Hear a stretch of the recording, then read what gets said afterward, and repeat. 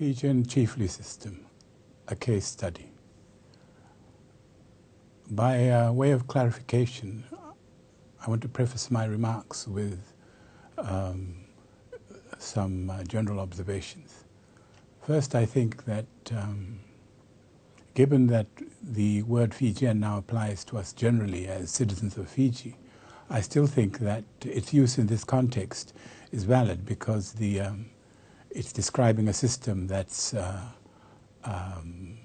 endemic to Fiji, that is part of the heritage of this country. So I think that the use of the word Fijian is well taken. The other thing is that I actually prefer in describing the system that it be described as a traditional system rather than the chiefly system, because the chiefly system, although chiefs are a very important part of the system, they are not the be-all and end-all of the system. They are part of a system, of a wider traditional system, albeit an important one. So I would prefer to better describe it as a the Fijian traditional system. And my case studies, of course, will be about Bau, the place where I'm from, but these observations can also be extrapolated generally. I'll give a brief history and then I'll talk generally about the structures and the way that I see it operating in the modern day context.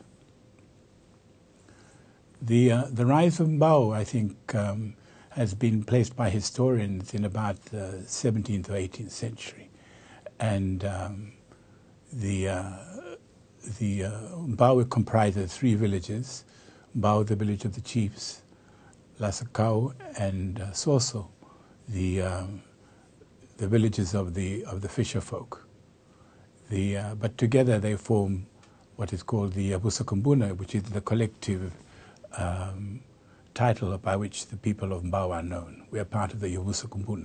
And Kumbuna refers to a small island or islet on the mainland from which the Bauans had their base before they moved across to Bau and expelled the people who are living there, who are now said to be the people who live in Lebuka, Lakemba, originally from the island of Bau, which was, I think, known by a different name then, which I think was Uluniwaka or something like that, but they were also known as the Butoni people. And the rise of Bau, I think, is attributed to several factors. First of all, I think astute political leadership. Second, prowess in warfare. Third, the use of intermarriages to strengthen blood connections and alliances. And fourth, Bau had a very accomplished navy. And I think that is really the way it was able to, I think, overtake Virata, which was perhaps the first great chiefdom in the Tailebu area, because Bau, unlike Virata, had a navy to as a means of extending their power and influence. And so this influence was, I think, established by the, said by the 18th century. And although much has been said about that a lot of it was attributed to Charles Savage, in fact, the process of Bauan ascendancy was well underway by the time that Charles Savage came on the scene in the early 19th century. And interestingly, within Bau, there are the High Chief of Bau is the Vunivalu Tuikamba. Vunivalu deriving from the position as root of war leader, the commander of the Bauan armies. And originally, the the Ratu Mbao, who is now the second chief or the junior chief on Mbao, was the high priest ruler of Mbao. And the ascendancy of the Vunivalu, I think, is said to be placed around about the middle of the 17th, 18th century. But it's interesting in the folklore about the ascendancy of the Vunivalu that with histories, it's there's suggestion that Ratu Mbao wasn't usurped, that he actually gave his title to the Vunivalu. I think history is more brutal than that. I believe that the Vunivalu actually assumed power by virtue of his military strength. And that process was underway in about the 18th century. And by the time that Ratu Mbao accepted Christianity in 1854, when he lotud, that was in fact I think sealed the fate of the Ratu Mbao, because up until then, even though he had lost political and temporal power, he was still the religious leader of Mbao. But once the Vunivalu converted, and I have no doubt that it was a genuine conversion, but I think it was also very politically appropriate, because what that meant was that the Vunivalu were, by accepting Christianity, eclipsed the Ratu Mbao in religious terms as well.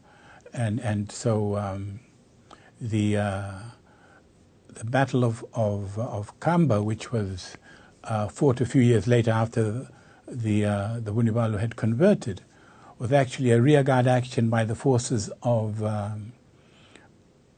who were opposed to Christianity, including Ratu Maracapaiwai, with, I believe, the connivance and the tacit support of the Ratu Mbao to attempt to reestablish the old religion within Mbao. Of course, that failed, and the triumph of Christianity and the spread of particularly Methodism post the Battle of Kamba spread even more quickly. So the Vunivalu is the high chief or the paramount chief of Mbao, and the Ratu Mbao, having formerly been the priest ruler, is essentially the Vunivalu's loyal lieutenant. The position of the Ratu Mbao, the title which I hold, is essentially to uphold the authority of the Vunivalu and to maintain or to help maintain the integrity of the Vanua. And Mbao itself comprises of the Vunivalu and the Ratu Mbao, as I mentioned, the Vunivalu being head of the Tuikamba clan. Informal ceremonies is addressed as the Vunivalu Tuikamba, and the Ratu Mbao is head of the second clan, the Busaratu. And I think a reflection of the old connections is the fact that Busaratu are to be found in all parts of Fiji. And I think that is, harking back to the former times when the Ratu Mbao was preeminent and had all these Matenikatumbo connections with all parts of Fiji. Because what happened was when the Vunivalu gained ascendancy in Mbao, the two titles actually changed places, but the other structures remained in place. So the connections and ties to other Vanua remained, and that is also a reflection of former times. In the present day, there are several Matangali on Mbao, as I said, the Tuikamba and the Busaratu. There are also the Mateni Vanua, or the Matangali Vanua, which comprises Tunitonga, the Vunivalu's Mateni Vanua, Masau, the Ratu Mbao's Mateni Vanua, and Budeira, who also allied with the Vunivalu. And interestingly, the Matangali Mbete have all died out and become extinct.